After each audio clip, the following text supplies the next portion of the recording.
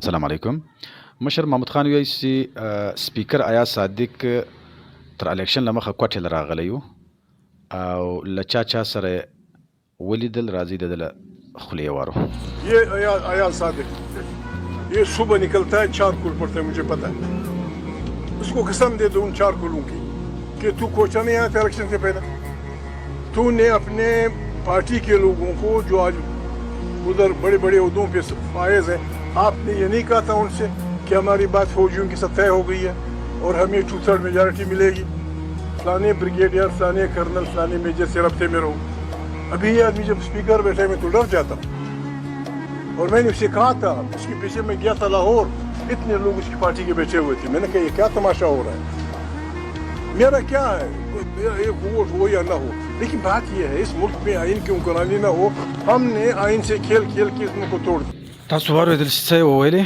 راسي اوس you programme دی د جیو نیوزغه سی تجزیه نگاران سے وی د مشر محمود خان اڅکزی په باره کې. شہزاد صاحب، نظریہ ضرورت نے ہمارے نظام کو برباد کر دیا. کیا عوام کو پاکستان کی تلخ حقیقت سمجھانے سے پہلے اچکزئی صاحب عمران خان یا پھر ہمارے سیاست دانوں کو یہ تاریخ پڑھا پائیں گے؟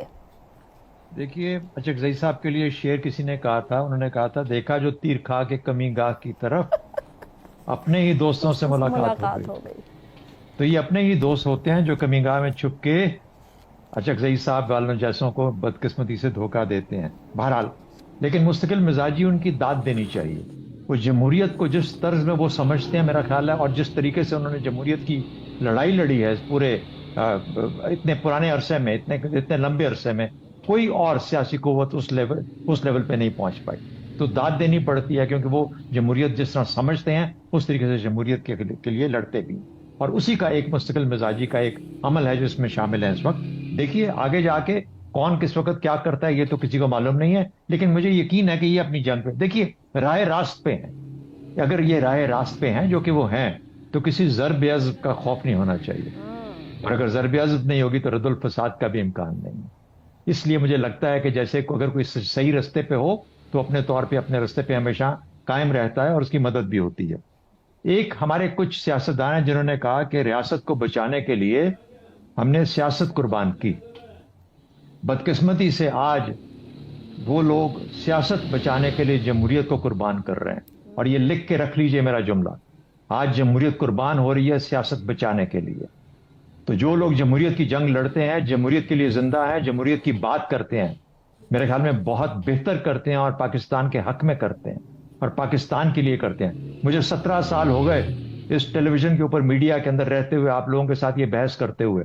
جب میں شروع میں آیا پہلے 9 10 12 سال بلکہ 14 سال میں تو میں سوائے سول ملٹری اور سول ملٹری کے لڑائی کی اور کبھی کچھ دیکھا نہیں تھا. مجھے خام میں سمجھا جاتا تھا کہ شاید میں نے دفاع کرنا ہے ملٹری کی طرف سے، گو کہ میں تو ہمیشہ سے دائی تھا کہ اپنے دائرے میں رہ کے کام کرنا چاہیے. بدقسمتی یہ ہے کہ پچھلے 2-3 سالوں کے اندر وہ آوازیں بند ہو گئی ہیں.